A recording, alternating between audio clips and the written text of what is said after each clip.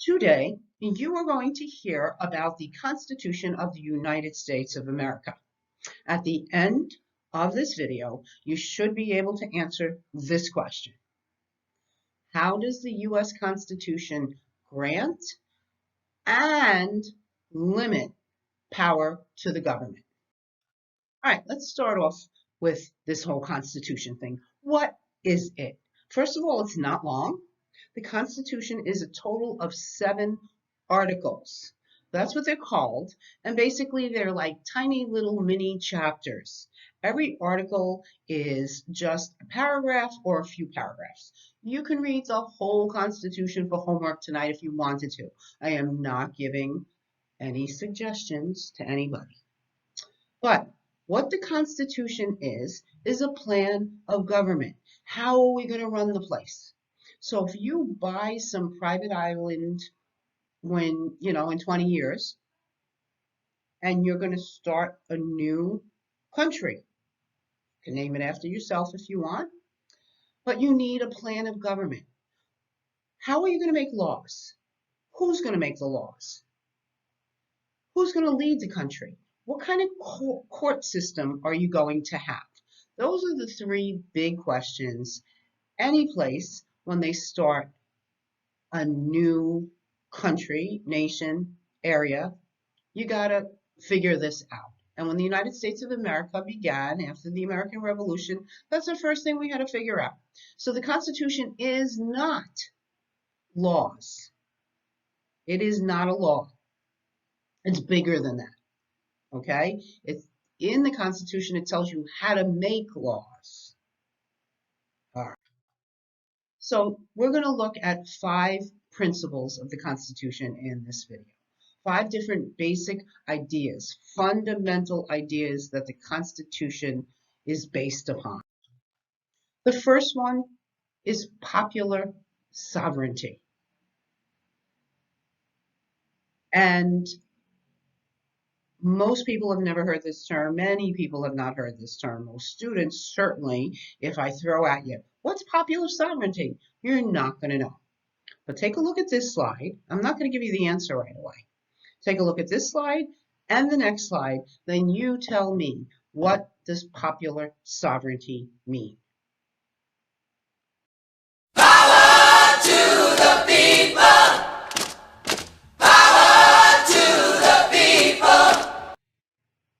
Okay, there you go. You had a lot of hints. Popular refers to the people, the citizens. Sovereignty is power or freedom. Okay, the Constitution gives power to the citizens. What are the first 3 words of the Constitution? We, the people. We choose our representatives. We elect them. And if we don't like them, in the next election, we fire them and elect somebody else. Popular sovereignty is a basis of the Constitution. Another is a division of power. Okay, Enlightenment ideas, Montesquieu said, if you give any one person or group too much power, they will become corrupt. Okay, so we got to divide up the power so nobody has too much of it. And we divide the power in our country in 2 different ways. First, we divide the first way that the Constitution separates the powers of government is in the federal or national government. They created 3 separate branches, each having their own separate powers. You have the legislative branch, which is Congress, and they get to make the laws. You have the executive branch, which is the president and the vice president. They get to enforce the laws. And the third branch is the judicial branch. That's the Supreme Court of the United States, and they get to interpret the laws. All right, so you take all that power and divide it into 3 different parts. So nobody gets too much power. And yes, that squirrel's very cute. I agree. Checks and balances is another principle of our Constitution. So we take the three branches of government. The executive branch is the president. He gets to enforce laws. The legislative branch gets to make the laws. The judicial branch, which is the court system, they get to interpret the laws and decide if the laws are legal or not. Okay, that's a lot of power, even splitting it three ways. So what we have is checks and balances. Each one of these branches watches over the other two and can stop them from doing anything that is outside of their purview, outside of their authority. All right, easy example is the veto. Congress makes a law, and it's a terrible law. But the people in Congress, they write it, they agree upon it, they vote for it, and they write it down. It's a bill. Now, before it becomes a law, the president has to sign it. He reads this proposed law and says, this is awful, this is terrible, it's not good for the people, I'm not going to sign it, I'm going to veto it. So instead of signing his or her name to it, he writes V-E-T-O. And guess what? That bill does not become a law. That is the executive branch stopping or checking on the legislative branch from taking too much power. Another example is judicial review. Again, we're going to make Congress the bad guy. The legislative branch makes a terrible law. Okay? They decide that the color orange is illegal. Nobody can wear orange. Nobody can have an orange car. Orange is illegal. Illegal. One of the senators, I don't know, he has emotional issues against orange. Well, the judicial branch can look at any law and decide if it's against the Constitution.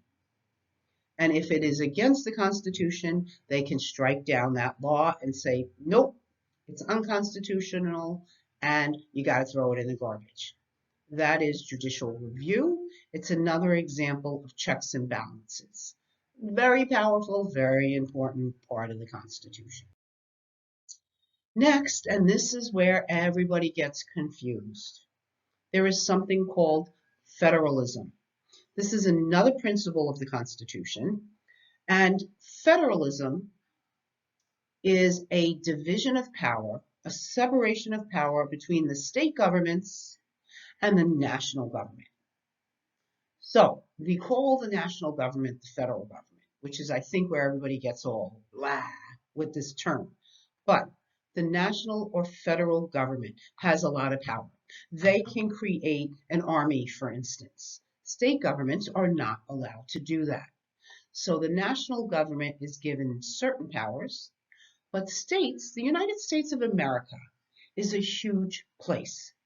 If you live in California versus Texas versus Idaho, your economy, the people, the culture is very different. So what works for some states doesn't work for others. You got to give the states some power. And originally, the states had most of the power, but that's another video. So we divide the power, some to the states, some to the national government. And then the national government takes their power and divides it into the three branches. Okay? Another huge principle is individual rights. This did not originally make it into the Constitution. So the 7 articles of the Constitution don't really talk about individual rights. And it was a huge problem, and the Constitution was not going to be ratified. Anti-federalists, people who did not want the government to be too powerful, read the Constitution and said, this stinks. I'm not going to vote to approve it. That's what ratify means. There is nowhere that gives people's rights. So the founders of the Constitution said, all right, we're going to make 10 amendments, additions to the Constitution that will become known as the Bill of Rights. And in these 10 amendments will document many of the individual rights of people, the right, freedom of speech, freedom of religion, freedom of the press, the right to bear arms, the right to not to have a trial, a speedy trial. There are 10 different um, amendments that iterate or document many of our individual rights. So these are some of the basic principles that were thought about and written into the Constitution. Okay, so back to the question in the beginning, how does the U.S. Constitution give and limit power? So, did you say that the Constitution grants power to the government by allowing the legislative branch to make laws, the executive branch to enforce laws, and the judicial branch to interpret the laws, as well as allowing states to make some of their own laws? Those are a few of the powers granted to government in the Constitution, but there are many limits as well. Dividing the power of government, creating a system of checks and balances so that one checks up on the other and stops them from taking too much power, separating federal power into 3 separate branches, authorizing states to make their own laws in some cases, and giving the ultimate power to the people. Okay, that's a big one. Popular sovereignty, power to the people. Did you get some, all of them? Good work. So now it's time. This is history and a riddle. It's time for your corny riddle. You ready? If you like corny, you'll love it. If you hate corny, you might hate it. David's father has 3 sons, Snap, Crackle, and blank. And David, did you say pop? Did you say snap, crackle, and pop? So that was the trick. David's father has, okay, so David was one of them. All right, you get it? Did you get caught? You feel a little badly that you got caught? You got it, and you're feeling all kinds of smart? Either way, thank you so much for watching this video. I hope you learned something, and if you'd like to subscribe, I would not hate it, and check out the other videos. Bye.